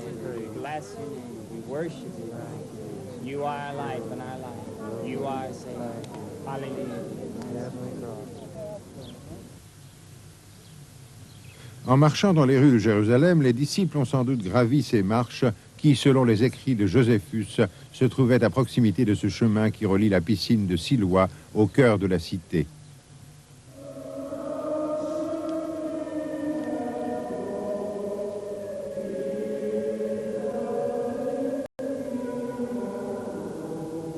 La tradition veut que le dernier repas ait eu lieu près de l'entrée délabrée de la porte de Sion, dans la vieille ville. Si elle n'est pas considérée comme étant la pièce où se tint à l'origine le dernier repas, elle se trouvait néanmoins aux environs de cette chapelle byzantine qui s'appelle la Chambre haute. Depuis des siècles, le dernier repas est considéré comme ayant eu lieu sur le mont Sion et la découverte des ruines d'une église datant du 1er siècle sur ce site donne encore plus de poids à cette hypothèse.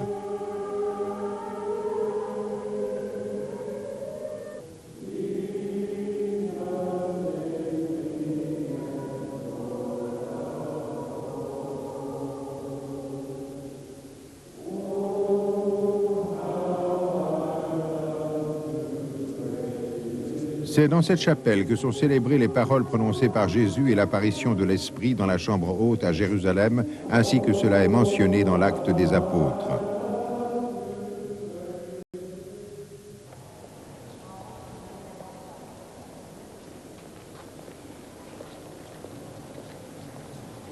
Leur repas achevé, Jésus et ses disciples traversèrent la vallée de Kidron pour se rendre au mont des Oliviers, au jardin de Gethsémané.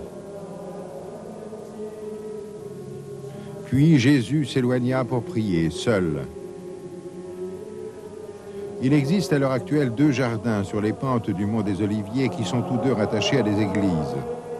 La tradition situe Gethsémané aux environs de cette église franciscaine du nom de la basilique de l'Agonie ou encore de l'église de toutes les nations.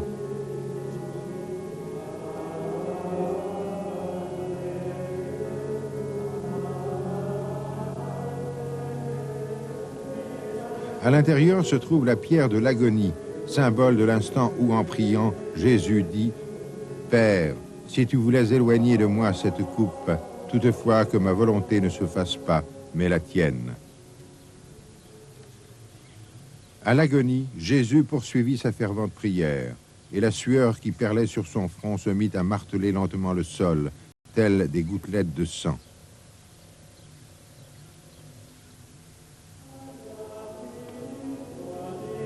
Surplombant cet endroit est l'église russe de Sainte-Marie de Magdala qui fut érigée il y a une centaine d'années par le tsar Alexandre III et dont les dômes bulbeux rendent la saveur de l'ancienne Russie.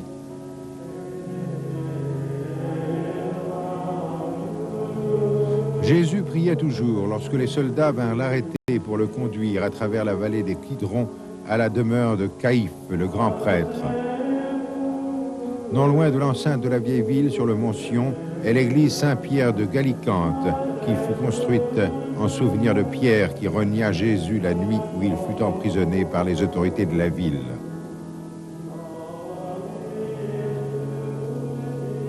Aujourd'hui, on a retrouvé les vestiges d'une vaste pièce souterraine juste au-dessous de cette église, et cet hôtel est considéré comme étant situé sur l'emplacement d'une cour qui longeait un complexe d'habitation.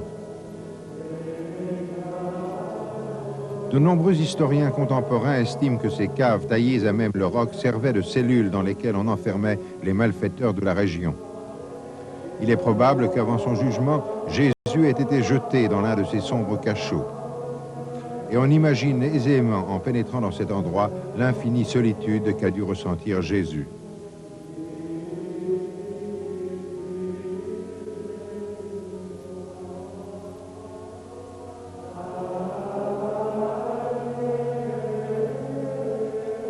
Ceux qui viennent visiter cette église évoquent souvent l'instant où, se tournant vers Pierre, Jésus déclara « Pierre, je te le dis, le coq ne chantera pas aujourd'hui que tu n'aies nié 3 fois de me connaître. »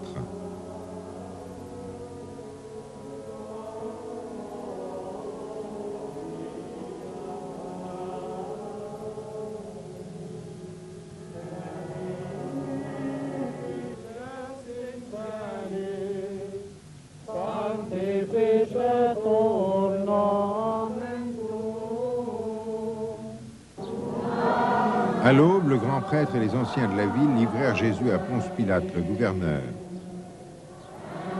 Dès lors, chaque année, le jour du Vendredi Saint, des gens du monde entier forment de longues processions qui suivent le traditionnel chemin de croix à Jérusalem, évoquant ainsi les interminables moments d'humiliation que dut endurer Jésus avant de subir sa sentence.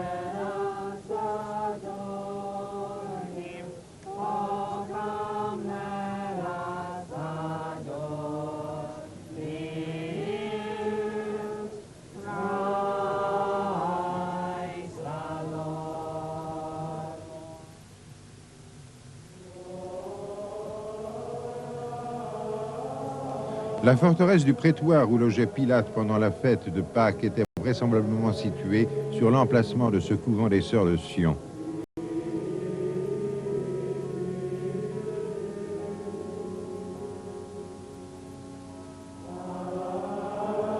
Il y a au-dessous du couvent une cour à proximité de la forteresse d'Antonia où était cantonnée la garnison romaine.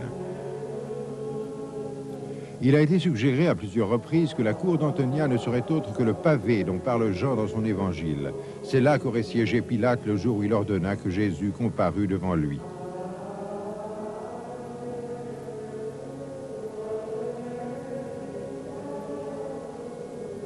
Cette rue, qui remonte à l'époque de l'occupation romaine, est semblable à celle que suivit Jésus lorsqu'il parcourut le chemin de croix.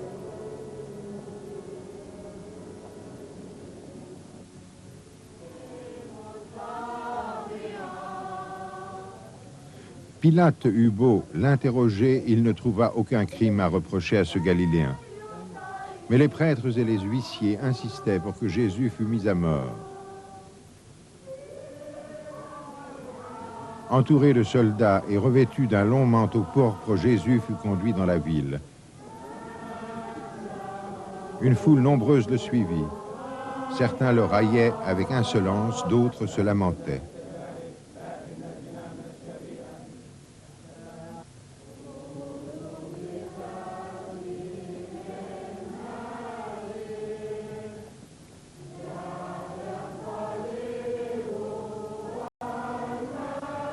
Jésus, portant sa croix, arriva au lieu du crâne qui se nomme en hébreu Golgotha. Sur la croix, il eut très soif. Les soldats l'abreuvèrent de vinaigre. Après l'avoir absorbé, Jésus dit « Tout est accompli ». Il courba la tête et expira.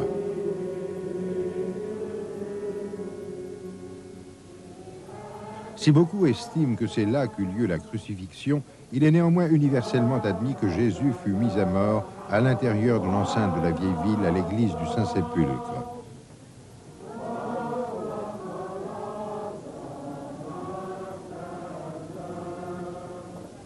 Un certain nombre d'églises et de chapelles ont été érigées sur ce site afin de commémorer ces moments si hautement significatifs du passé.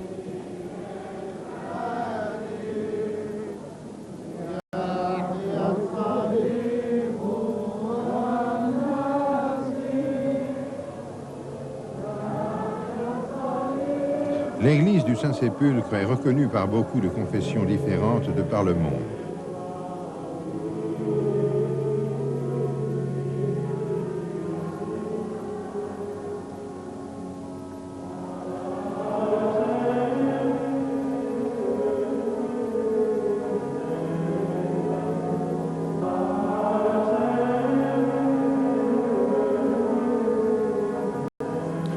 Il y a dans l'église même plusieurs tombes relativement bien préservées qui sont restées semblables à ce qu'elles étaient il y a près de 2000 ans.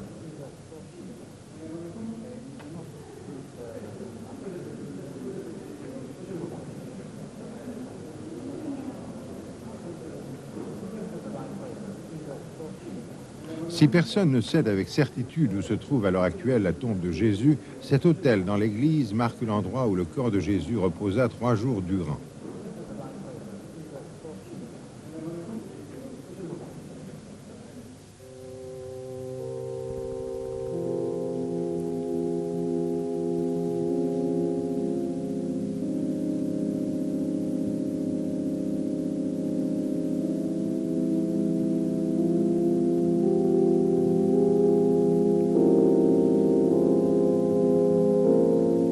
Il y avait, à l'endroit de la crucifixion, un jardin dans lequel était un sépulcre où personne n'avait encore été placé. Cette magnifique propriété à Jérusalem, qui a été découverte il y a très peu de temps, comporte un jardin ainsi qu'une ancienne tombe. Dimanche matin, au lever du jour, Marie de Magdala et l'autre Marie se rendirent au sépulcre de Jésus. Puis soudain, il y eut un grand tremblement de terre, car un ange du Seigneur descendit des cieux. Il fit rouler la pierre qui obstruait l'entrée du sépulcre et s'assit dessus. Son aspect était semblable à l'éclair. Puis l'ange s'adressa aux 2 femmes en ces termes. « Ne vous épouvantez pas, vous cherchez Jésus de Nazareth qui a été crucifié. Il n'est point ici. Voici le lieu où on l'avait mis. Il est ressuscité. »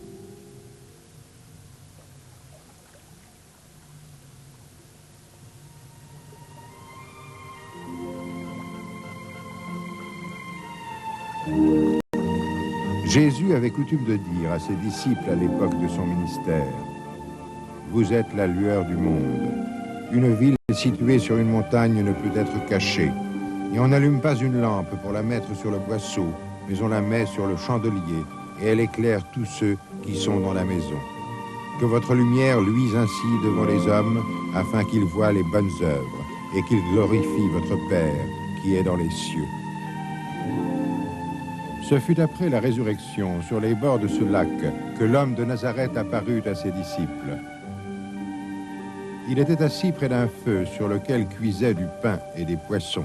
« Venez, partagez mon repas, dit-il à ses disciples qui étaient dans une barque sur l'eau. Et lorsqu'ils vinrent à lui, aucun d'entre eux n'osa demander qui il était, car ils le savaient tous. Et de même que l'éclair jaillit de l'est et reluit jusqu'à l'ouest, ainsi sera la venue du Fils de l'homme.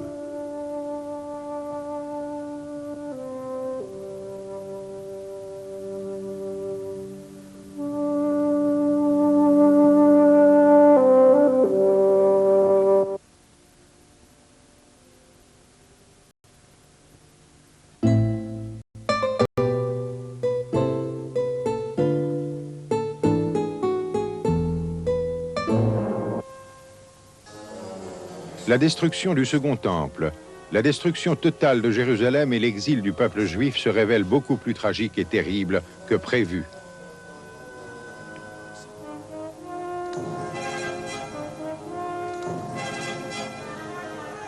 La révolte contre les Romains se déclenche dans les montagnes de Galilée et gagne tout le pays jusqu'à Jérusalem. À Gamla, où les insurgés tentent en vain de résister, 4000 hommes sont massacrés par les Romains et 1 millier d'autres se précipitent du haut de la falaise.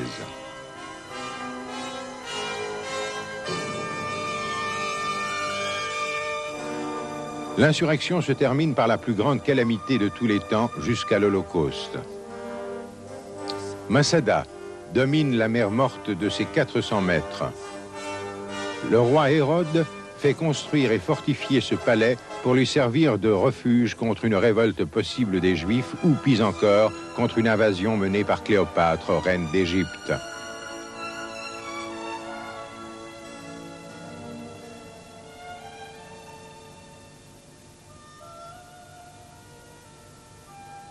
Pour les rebelles, c'est le dernier bastion où ils peuvent résister à l'ennemi. Sous le commandement d'Éliézer, fils de Yaïr, ils construisent une forteresse imprenable au sommet de la montagne et 7 ans durant, la dernière communauté juive indépendante restée dans le pays vit là construisant ses propres synagogues et ses thermes. 3 ans plus tard, Jérusalem est détruite par Titus. Les Romains sont maintenant libres de se tourner vers ce dernier bastion. Les légions campent au pied de l'immense falaise, mais ne parviennent pas à en percer les fortifications. Après une résistance de 3 ans, les rebelles de Massada décident de se tuer plutôt que de se rendre à l'ennemi. Et chacun, embrassant sa femme et ses enfants égorgés, tendait son cou aux égorgeurs et se couchait à côté des siens. Ces 10-là, sans peur, les égorgèrent après avoir également tiré au sort celui qui tuerait les 9 autres. Les Romains, trouvant les égorgés, ne se réjouirent pas comme devant des ennemis, mais admirèrent la fermeté du dessein.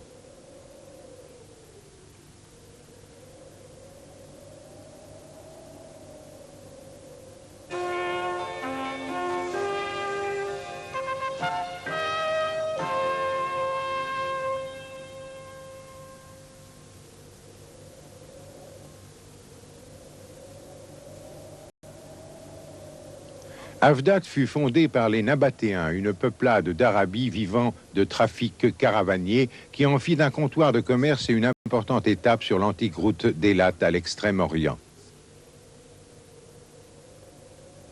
À ce moment, les Romains ont déjà embrassé le christianisme. La ville désertée par ses habitants est reconstruite par les occupants romains. L'église de Saint-Théodore que nous voyons ici est un vestige de cette période. Saint Théodore est un martyr grec du IVe siècle.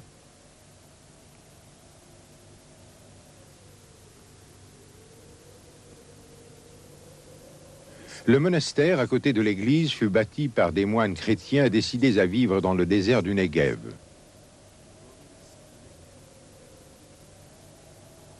Les Byzantins ont laissé des traces remarquables de leur passage dans le pays où ils ont bâti un grand nombre d'églises, de palais et de forteresses.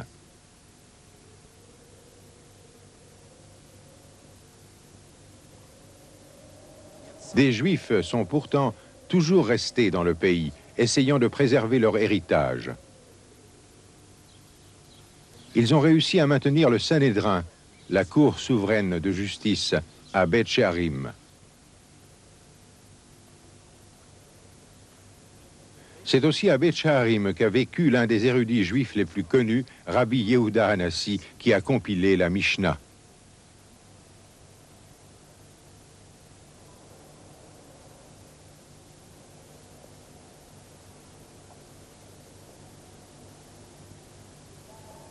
Il est enterré ici avec ses 2 fils. Des sarcophages en pierre décorés de motifs variés dans les chambres funéraires de la nécropole. Ce pavement de mosaïque avec l'inscription hébraïque « Paix sur Israël » a été découvert dans une synagogue près de Jéricho. La construction est très ancienne et nous apporte une nouvelle preuve de la présence ininterrompue de Juifs dans ce pays.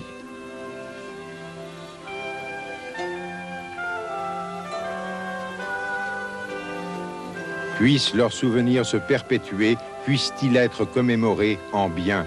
Amen.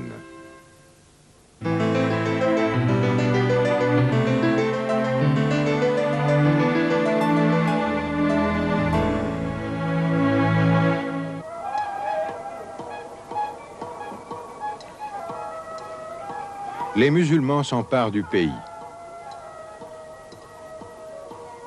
Les descendants du prophète Mahomet répandent la parole et l'islam devient la religion du Moyen-Orient.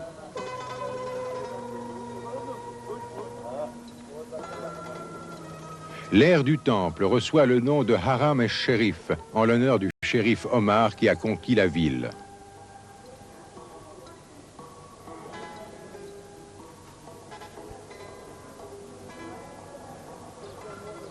Selon la tradition musulmane, c'est d'ici même que Mahomet serait monté au ciel. Le dôme de la roche à base octogonale, la plus belle mosquée du monde islamique, fut construite par Abd el-Malik. La mosquée est bâtie sur la roche d'où Mahomet s'élança. Jérusalem et l'ère du Temple sont considérés comme des lieux saints musulmans venant au second rang après la Mecque et Médine en Arabie saoudite. Jérusalem, rebaptisée Aelia Capitolina par les Romains devient maintenant El Quds, le sanctuaire sacré.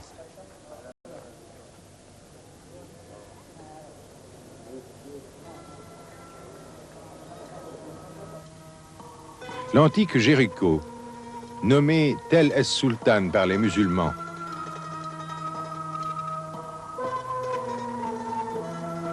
Un luxueux palais fut bâti ici pour le calife Hicham de la dynastie Omeyyade.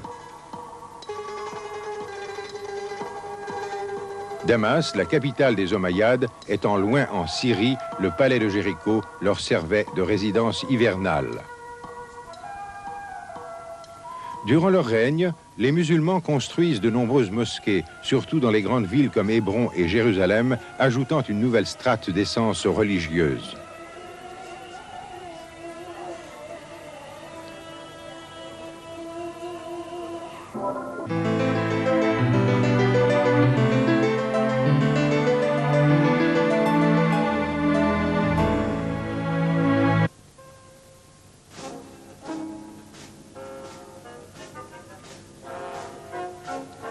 Les chrétiens reviennent.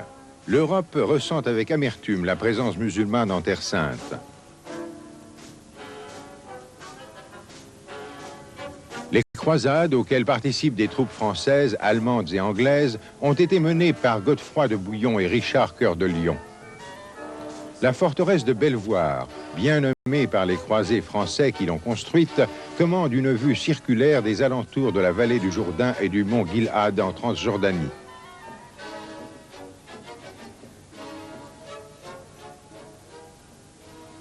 Pourtant, le pays n'est jamais déserté par les Juifs. Plusieurs communautés juives vivent encore à Jérusalem et à Hébron, à Tibériade, en Galilée et à Safed, centre de la Kabbale, le mysticisme juif.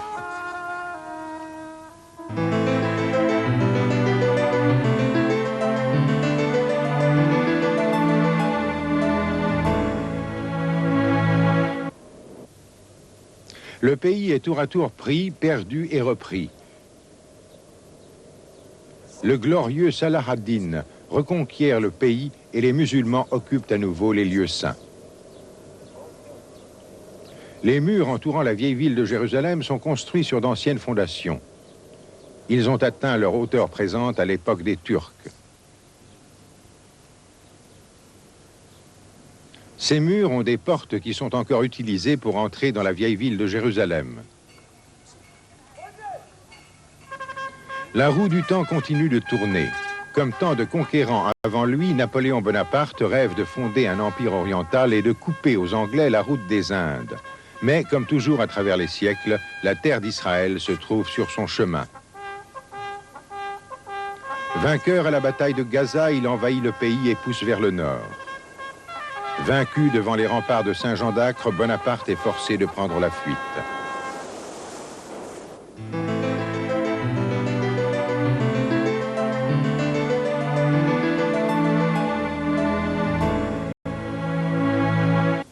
Jérusalem, le premier quartier juif hors les murs de la vieille ville, est construit à l'initiative de Sir Moses Montefiore. C'est la naissance de la Jérusalem moderne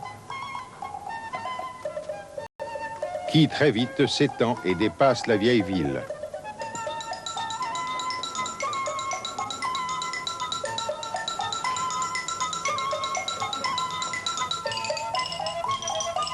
Entre-temps, une autre figure immortelle de la Renaissance juive, le baron de Rothschild, pose les assises de l'agriculture moderne du pays. Zichron Yaakov, établi à cette époque, est la première localité agricole juive.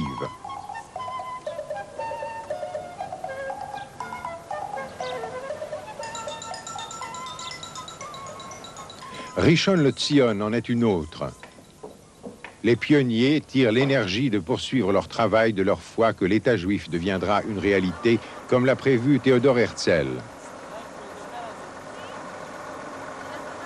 Le mouvement sioniste se répand dans la diaspora. L'appel est lancé aux Juifs de retourner dans leur patrie. La Première Guerre mondiale, le pays, toujours sous domination turque, subit les affres de la guerre. Finalement, le général anglais Allenby envahit la Palestine et entre dans la vieille ville de Jérusalem par la porte de Jaffa, amorçant ainsi l'ère du mandat britannique. Eretz Israël, le pays d'Israël, est le lieu où naquit le peuple juif. C'est là que se forma son caractère spirituel, religieux et national. C'est là qu'il acquit son indépendance et créa une culture d'une portée à la fois nationale et universelle. C'est là qu'il écrivit la Bible et en fit don au monde. C'est par ces mots que débute la proclamation de l'indépendance de l'État d'Israël.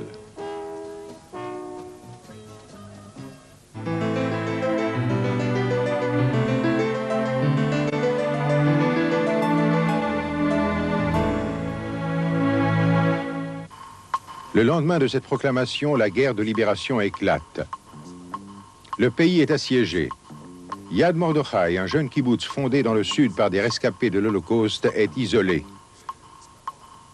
La poignée de combattants résiste aux assauts de l'armée égyptienne et de ses bataillons blindés. Yad Mordechai devient un symbole d'obstination héroïque. Un État prend naissance. Le pays d'Israël est un lieu de rencontre entre Occident et Orient, Nord et Sud, ancien et neuf, religion et laïcisme. Les traditions et les cultures s'y mêlent, le passé et le présent s'y fondent, les rêves et la réalité y coexistent. Cette terre, qui a tant de signification pour tant de gens dans le monde, devrait devenir un creuset vivant d'où sortirait un seul mot, paix. Sur cette terre, les prophètes des trois grandes religions monothéistes ont marché et prêché. Puisse le message d'espoir prononcé par Isaïe être répandu à partir de cette cité éternelle d'où il adresse au monde entier sa prophétie. Le loup habite avec l'agneau, la panthère se couche près du chevreau, veau et lionceau paissent ensemble sous la conduite d'un petit garçon.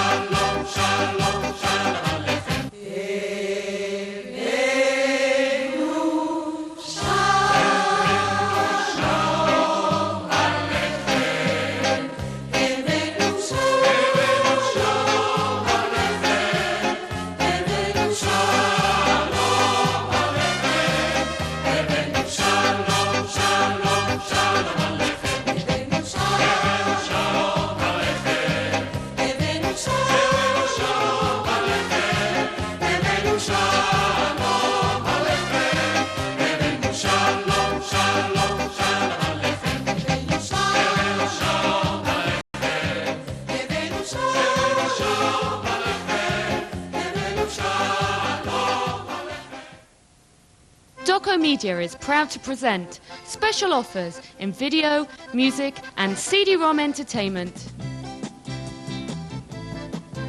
Enjoy a magical Christmas with Christmas Experience in the Holy Land.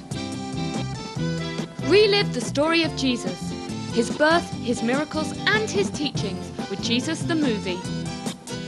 Follow St. Paul teaching the word of Jesus in the Journeys of St. Paul. Enjoy the beautiful scenery. Visit the sites of amazing miracles in Sea of Galilee. Unravel the inner meaning of the scriptures in the Messiah. Visit the site of the end of days in the thrilling film Armageddon. Trace the fascinating history of the temple with the Temple at Jerusalem. Filmed entirely on location in the Holy Land, experience the Last Supper. Discover a city of mystery and majesty with Jerusalem Discovery. Jerusalem, a blend of old and new, captured in Jerusalem, the Gates of Time. Travel back in time to the 19th century with explorers of the Holy Land.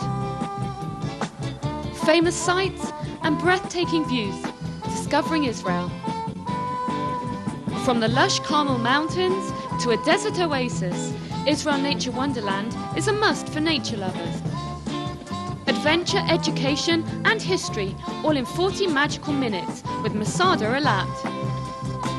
Follow experts on an exciting voyage in the search for the real Mount Sinai. The most loved and popular songs of Israel. Sing along with Israel in Song. Enjoy the energy and spirit of the Shalom Dance Troupe with Israel in Dance. Explore a unique Israeli lifestyle with the kibbutz.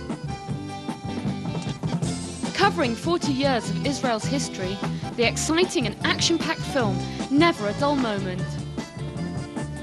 Capturing the tension and excitement, follow me, the story of the Six-Day War. With actual footage and photographs, the story of the Yom Kippur War. Israel in the Gulf War, the tension and determination captured in code word Viper. Clear Skies, the story of the Israeli Air Force. Take a look at the making of a soldier with the Rifleman. Educational and informative, 7 keys to a Jewish life. Unlock ancient mysteries with the secret meaning of Hebrew scripts. With actual footage and photographs, the Holocaust. One girl's personal touching experience, Anne Frank's diary.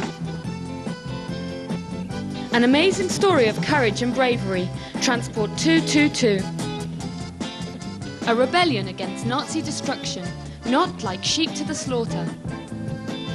CD-ROM entertainment from Doco Media. Holy Land Mosaic explores the life of Jesus, the history of the Holy Land, and takes a close-up look at the city of Jerusalem. Including a challenging game, Holy Land Mosaic is exciting, interactive, multimedia entertainment for the entire family. An in-depth, revealing look at the Dead Sea Scrolls with this educational, interactive CD-ROM. With this interactive CD-ROM, journey beyond the bounds of written history to discover the fate of the 10 lost tribes. The music collection from Doco Media. Songs of Jerusalem, Shirei Shalom, and the Messiah. Sing along with Israel in Song, Yiddish Hit, and the Klezmer Collection.